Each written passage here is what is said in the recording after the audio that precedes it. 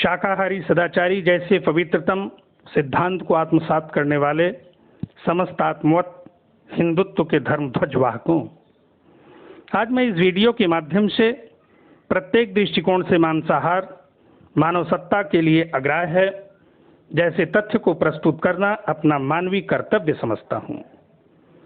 आहार की हमारे जीवन में विशिष्ट भूमिका होती है। जैसा आहार होता है उसके द्वारा निर्मित रक्त शरीर की धमनियों में संचरित होता है और उसका प्रभाव शरीर और मन पर पड़ता है। यदि सात्विक आहार होगा तो सात्विक प्रभाव और तामसी आहार होगा तो तामसी प्रभाव। विधि प्रबंध के 84 लाख योनियों में जितने भी प्राणी हैं, समस्त प्राणियों का प्राकृतिक आहार प्रबंधन है। कुछ जीव प्राकृतिक रूप से मांसाहारी हैं, जैसे सिंह, बिल्ली और कुत्ते। उनमें से कुछ प्राणी प्राकृतिक रूप से शाकाहारी हैं, जैसे हाथी, अश्व और बैल। लेकिन मनुष्य इन योनियों से पृथक एक चिंतनशील प्राणी है। समस्त ज्ञान विज्ञान का आगार होने के कारण यह विवेक सम्मत निश्चय की सामर्थ्य रखता है। यह मानव परमात्मा की सर्वोत्कृष्टतम कृति है, जो प्राकृतिक रूप से तत्वों का सूक्ष्मावलोकन करता रहता है। मांसाहार एक अप्राकृतिक आहार होता है, इसलिए यह मानवोचित आहार नहीं है।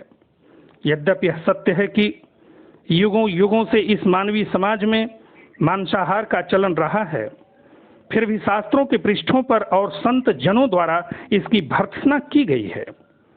संपूर्ण धर्मवांग्मय में इस आहार की निंदा ही की गई है, प्रशंसा नहीं।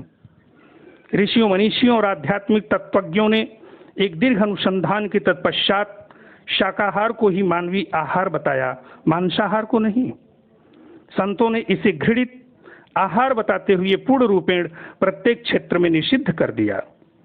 जिसका जीवन जीव मात्र के हितार्थ समर्पित होता है वह मानव होता है, और जिसका जीवन स्वसुख के प्रति समर्पित होकर हिंसात्मक कृत्य में रत होता है वह दानव होता है। मेरे प्रिय हिंदुओं, मांसाहार मानवीय आहार नहीं, दानवीय आहार होता है। यह आहार हमारी बर्बरता और क्रूरता का प्रतीक होता है। अपने जिह्वा स्वाद की पूर्ति के साथ साथ क्षुधा भरण के लिए किसी जीव सत्ता का प्राणांत कर देना दानवता नहीं तो और क्या है। हम मनुष्य हैं, इसलिए हमारा आहार विवेक सम्मत होना चाहिए। जिस देश में महान पुरुषों ने जीव रक्षण के लिए अपने ही शरीर का मांस तराजू के पलड़े पर तौल दिया, उस देश में मांसाहार हमारी जिह्वा पर हो, इससे अधिक दुर्भाग्य और क्या हो सकता है। हमारे जिस शरीर की धमनियों में विमल वंश का रक्त प्रवाहित होना चाहिए, उसके स्थान पर मांस द्वारा निर्मित रक्त प्रवाहित हो, इससे अधिक पतन और क्या हो सकता है। जब हमारा विवेक क्षुब्ध हो जाता है, मनोवृत्ति पर जिह्वा स्वाद का नियंत्रण हो जाता है, तब मांसाहार के शिकार हो जाते हैं।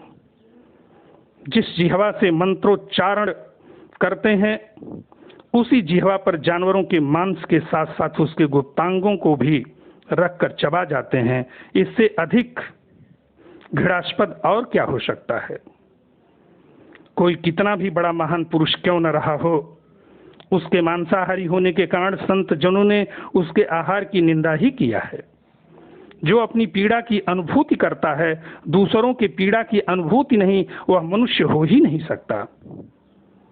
किसी जानवर के वध के तत्पश्चात जो मांस आहार के रूप में प्राप्त होता है, वह हमारे शरीर के लिए कितना पौष्टिक और जीवन के लिए कितना पुण्यात्मक होगा, इसकी कल्पना आप स्वयं कर सकते हैं।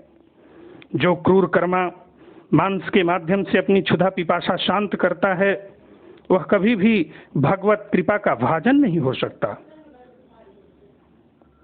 शाकाहार हमारी मानवता का प्रतीक और मांसाहार हमारी दानवता का प्रतीक है।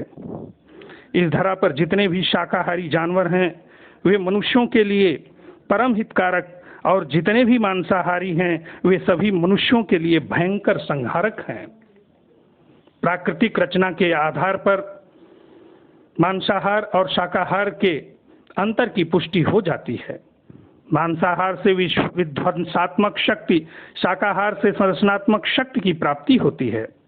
मांसाहार धार्मिक रूप से, मानवीय रूप से, आत्मिक रूप से, प्राकृतिक रूप से और वैज्ञानिक रूप से मानवोचित आहार नहीं है। जब हम मनुष्यों के शरीर में विविध रोग हो सकते हैं तो जानवरों के शरीर में क्यों नहीं? हम जिस जानवर के मांस का भक्षण करते हैं, ना जाने वह जानवर किस रोग से ग्रसित है।